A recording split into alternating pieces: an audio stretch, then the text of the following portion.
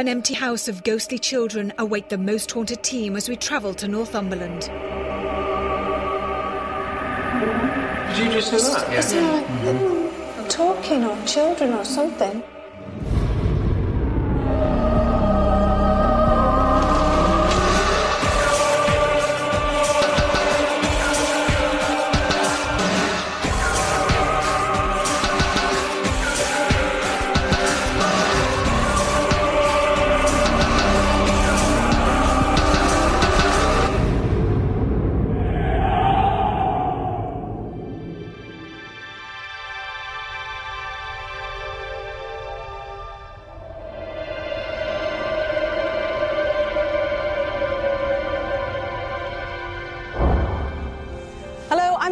And this week I've brought my team to a place filled with paranormal activity and negative entities.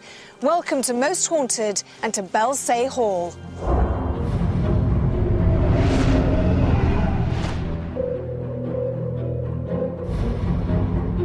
Construction began on the Greek revivalist Belsay Hall in 1807 and was completed 10 years later. Built for the Middleton family who have resided on this land since the 13th century, the sense of haunting affects many before they even enter the building. People claiming to be sensitive to spirit activity physically are unable to go through the front door. But once inside, there are stories in abundance. The dining room harbours the spirit of a little boy who is said to find joy in scaring people. The inner atrium is home to the lost spirit of a tall man wearing a top hat. Although scary, he's said to be very affable. Having spent time in Greece at the beginning of the 19th century, Sir Charles Middleton was keen that his new hall at Belsay would reflect the grandness of Greek architecture. But behind the opulent facade, there lies a dark side. All the bedrooms have a creepy feel, probably aided by the remains of the original wallpaper.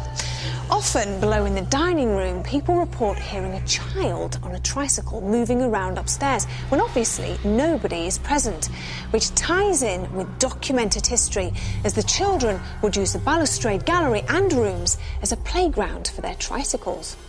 A poltergeist also spends a great deal of time here moving objects and closing shutters.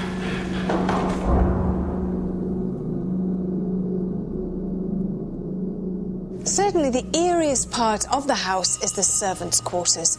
There is something disorientating about the area, almost a sense of foreboding, so much so that some members of staff are afraid to enter here. There are many reports of doors swinging violently open and closing on their own. Dark shadows leap out at the unsuspecting, and a particularly unpleasant spirit screams at people to get out. But are the tales that cling to this building just that, stories, or are they documentation of true paranormal haunting?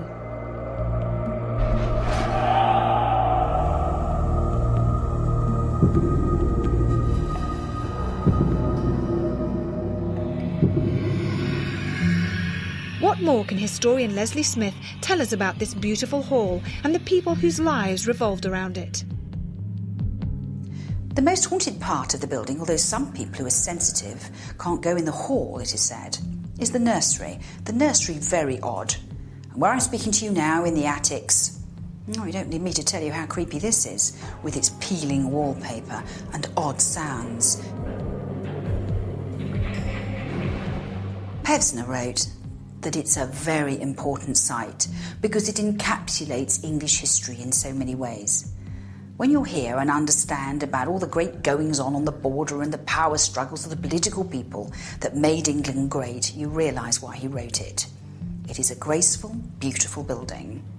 But as the light drops, many people in this area and the people who work here say it's a very odd place indeed, but it's very glamorous all the same. We have investigated many places, but few as visually intriguing as Belsay. But what of tonight's investigation, and what might we expect? Something I wish to discuss with parapsychologist Dr. Kieran O'Keefe. What I love about this location is as soon as you walk in, the entrance hall, it's like going back in time to the Roman era, all these columns, and it's just beautiful. It is very impressive, isn't it? The Athenian pillars, I guess, is what you call it. I don't know much about history. I'm terrible with history, but it is very impressive. And then, of course, you go from that and you go, wow, isn't it amazing, to walking up into the servants' quarters in the attic to, oh my God, I want to get out. There's a lot of activity up there. In the nursery, a folding chair likes to move on its own, the shutters open and close on their own. There's a lot of activity throughout the whole of that area. Yeah, I think it's important also to separate perhaps the nursery and the servants' quarters too, because they're both creepy but for different reasons. You're right to point out the servants' quarters, just the feel of them, the way they look, and even just walking around.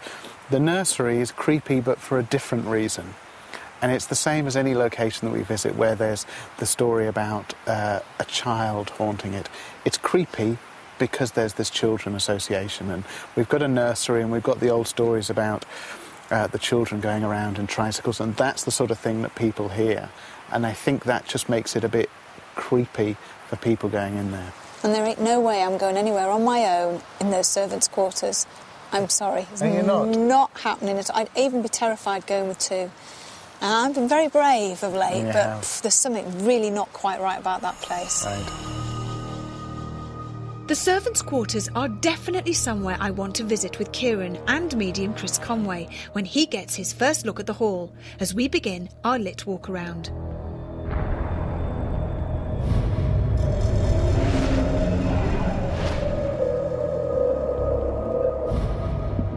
Oh, look at this. Absolutely gorgeous. It is stunning, isn't it?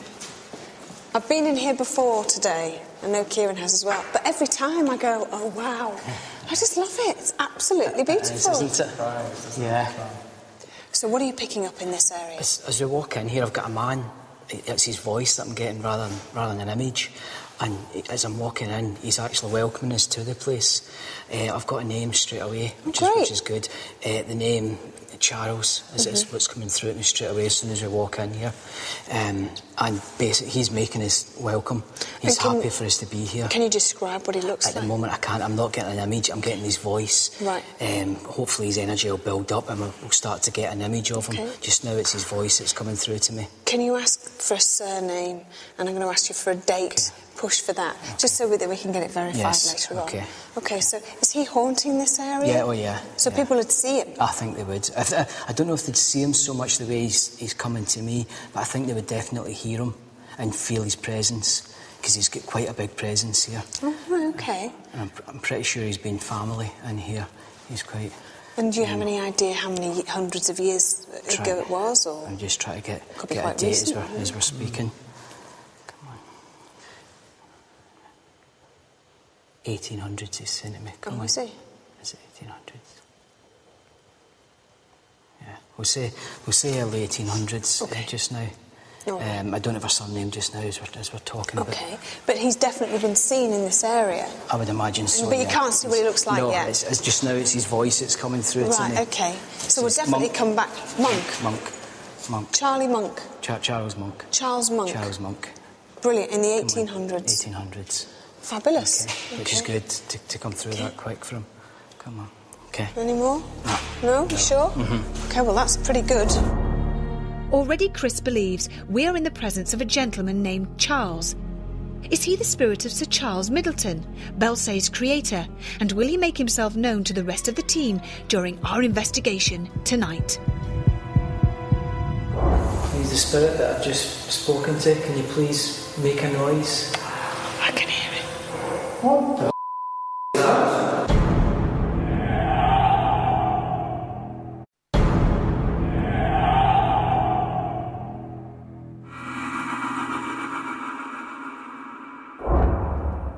Welcome back to Most Haunted and our investigation of Northumberland's Belsay Hall. A grand Greek revivalist house, now an empty shell, home only to the spirits of its past. Spirits we hope to identify during our lit walk around.